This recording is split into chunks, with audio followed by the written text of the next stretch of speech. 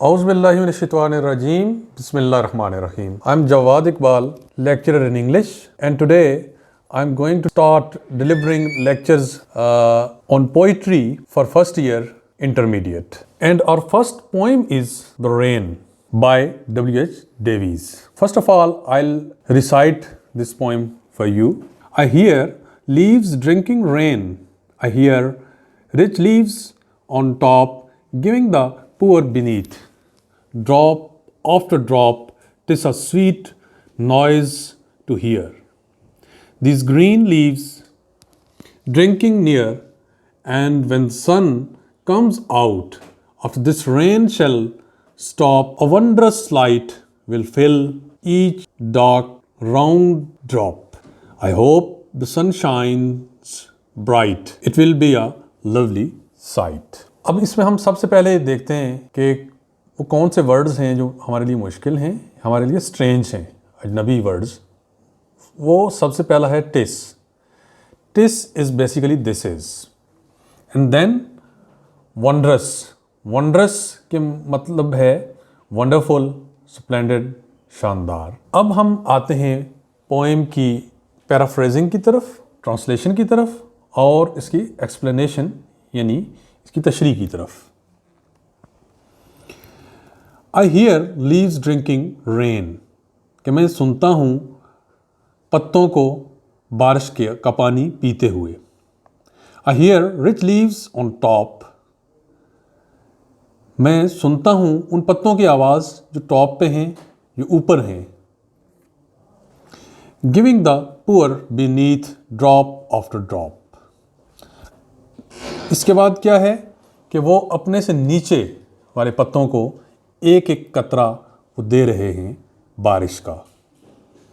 TISS a sweet noise to here, ये बहुत ही pleasant यानी खुशगवार और मीठी आवाज़ है। These green leaves drinking near, ये जो पत्ते नज़दीक में बारिश का पानी पी रहे हैं। After this rain shall stop, और जब इस बारिश रुक जाएगी, a wondrous light will fill, तो एक बहुत ही शानदार किस्म की रोशनी वो भर देगी पूरे माहौल को।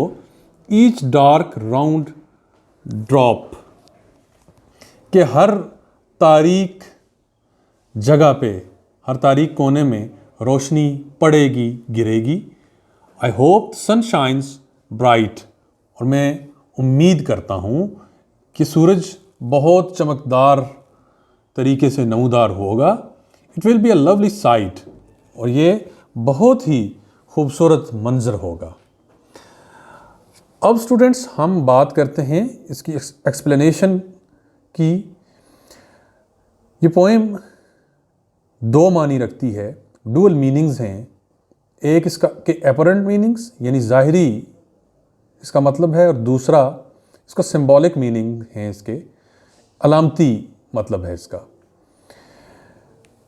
ज़ाहिरी मीनिंग क्या है कि बारिश हो रही है, पहले वो ऊपर की सतह के पत्तों पे पड़ती है, और इसके बाद ऊपर के पत्ते निचले पत्तों को पानी देते हैं, और इसके बाद सूरज, एक चमकता हुआ सूरज वो नमूदार होता है, और पूरा मंज़र वो बदल जाता है, पूरा मंज़र उसमें रोशनी रोशनी होती है।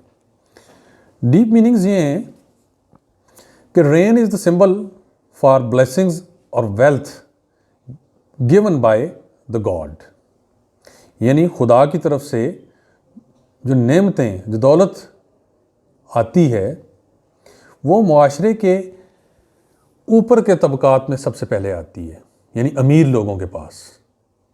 Rich leaves stand for the rich, वो अमीर लोगों के लिए रिच लीव्स उनका सिंबल हैं। इसके बाद अमीर लोगों को ये चाहिए कि वो अब जो खुदा की तरफ से दौलत दी गई है उसे अपने निचले तबकात तक पहुंचाएं, निचले लोगों को दें।